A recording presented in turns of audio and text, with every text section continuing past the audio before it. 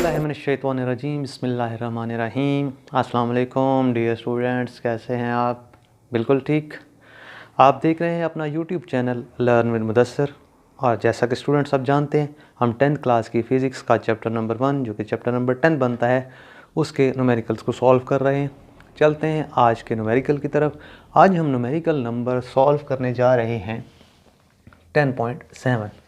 10.7 की स्टेटमेंट बताने से पहले हमेशा की तरह उर्दू मीडियम स्टूडेंट्स के लिए कि वो परेशान ना हुआ करें, हम उर्दू मीडियम स्टूडेंट्स के लिए उर्दू में भी तर्जुमा किया करते हैं साथ साथ। चलते हैं जी न्यूमेरिकल की स्टेटमेंट की तरफ, यानी अपने सवाल की तरफ। क्वेश्चन क्या है जी? A transverse wave produced on a spring has a frequency of 190 hertz. एक ट्रांसवर्स वेव है, ये देखिए स्क्रीन के ऊपर मैं आपको ट्रांसवर्स वेव दिखा रहा हूँ। ट्रांसवर्स वेव्स में क्या होता है कि पार्टिकल्स ऑफ द मीडियम जो है वो वाइब्रेट करते हैं या ऑसिलेट करते हैं perpendicular to the direction of propagation of wave. यानी अगर वेव्स इस तरफ ट्रैवल कर रही हैं, आगे की तरफ ट्रैवल कर रही हैं, तो जो वेव के जो मीडियम के पार्टिकल्स हैं वो अप डाउन मूव करेंगे। यानी जो इस तरह से ये सिचुएशन होगी कि अगर वेव ट्रैवल कर रही है आगे की तरफ, तो पार्टिकल्स ऑफ द मीडियम या तो ऊपर जाएंगे या फिर नीचे जाएंगी। ये सिचुएशन होगी। ये इन वेव्स को हम कहते हैं ट्रांसवर्स वेव्स। ये आपको मैंने ट्रांसवर्स वेव्स भी बता दिया। एक ट्रांसवर्स वेव है वो प्रोड्यूस्ड होती है स्प्रिंग के अंदर, और उस वेव की जो फ्रीक्वेंसी है वो कितनी है? 190 हर्ट्ज है। And travels along the spring, और स्प्रिंग के अंदर ट्रैवल करती है, जैसे वहाँ मैंने आपको दिखाया है, along the spring of 90 metre. जो स्प्रिंग की लेंथ है, एक्चुअली वेव ने वो डिस्टेंस कवर करना है, वो कितनी है जी? 90 मीटर इन 0.5 सेकेंड्स। और वो जो टाइम लेती है वो डिस्टेंस ट्रैवल करने में या उस लेंथ के अक्रॉस जाने में, वो कितना लेती है? 0.5 सेकेंड्स। तीन चीज़ें हमने कैलकुलेट करनी है। What is the period of wave, हमने यानी टाइम पीरियड वेव का कैलकुलेट करना है, मालूम करना है time period. Number 2, what is the speed of wave, किस स्पीड के साथ वेव जो है वो आगे की तरफ जाती है या ट्रैवल करती है। और तीसरी चीज़, what is the wave length of wave, जो वेव है उसकी वेव लेंथ क्या होगी। वेव लेंथ के बारे में हमने आपको पहले भी बताया था कि जो दो लगातार या कंसेक्टिव ट्रफ्स होती हैं या क्रेस्ट्स होती हैं, उनके दरमियान जो डिस्टेंस है उसे हम कहते हैं वेव लेंथ। ठीक है जी। अब डाटा हम निकालते हैं अपना सोल्यूशन करने के लिए। सबसे पहले क्या निकालेंगे? डाटा, यानी क्वेश्चन में क्या चीज़ है हमारे पास।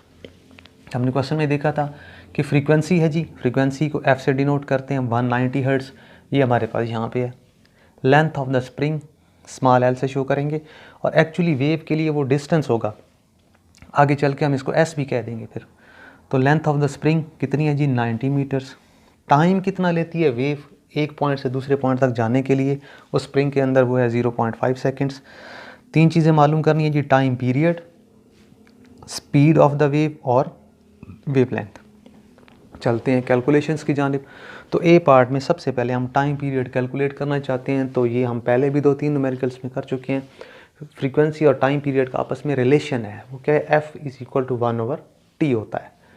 तो हम अगर t को यहाँ ले आए, f को वहाँ लेके जा सकते हैं मैथमेटिकली, तो t इज़ इक्वल टू हो जाएगा 1/f, यानी f यहाँ जाके 1 के साथ डिवाइड हो जाएगा, तकसीम हो जाएगा। तो f फ्रीक्वेंसी हमारे पास हमें गिवन है, दी गई है, 190 है, तो हम लिखेंगे 1 डिवाइडेड बाय 190, यानी 1/190। तो t आपके पास डिवाइड करने से, तकसीम करने से आएगा 0.005 सेकेंड्स। अब ये जो 005 है, अगर आप इसको राउंड ऑफ करना चाहें तो आखिरी डिजिट देखिए ये है 5।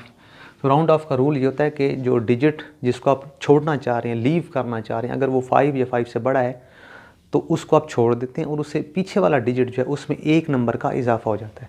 तो हमने 5 को यहाँ पे ड्रॉप कर दिया, यानी छोड़ दिया, तो उससे पीछे वाला डिजिट 0 था, वो 0 की बजाय क्या हो जाएगा? 1 बन जाएगा, एक डिजिट उसमें बढ़ जाएगा।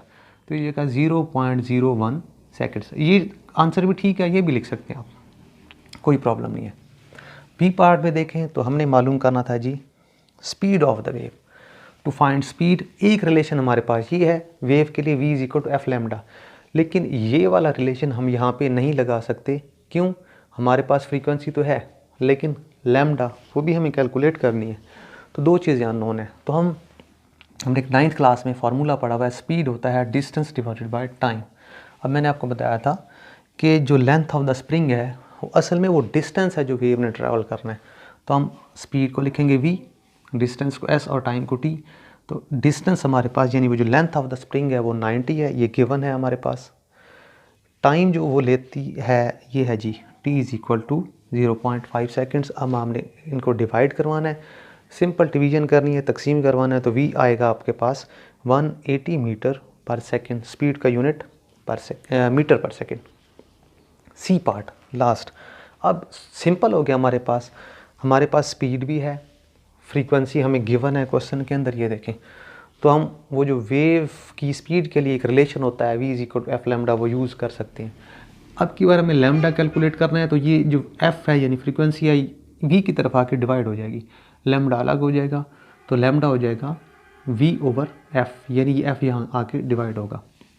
वैल्यू पुट करें, स्पीड अभी निकाली है 180 मीटर्स, फ्रीक्वेंसी गिवन है 190। तो आप इनको डिवीजन करवा दें, इनकी 0 से 0 कैंसिल करवा दें, 18 डिवाइडेड बाय 19 आ जाएगा। इसको आप डिवाइड करवाएंगे तो आपके पास आएगा 0.95 मीटर्स।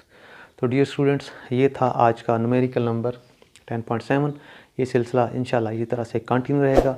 आप हमारे चैनल को सब्सक्राइब कीजिए, लाइक कीजिए, ताकि आने वाली वीडियोस जो है वो आपको मिलती रहें। आज के इस न्यूमेरिकल के साथ आपसे इजाज़त चाहते हैं। अल्लाह हाफिज़, थैंक यू।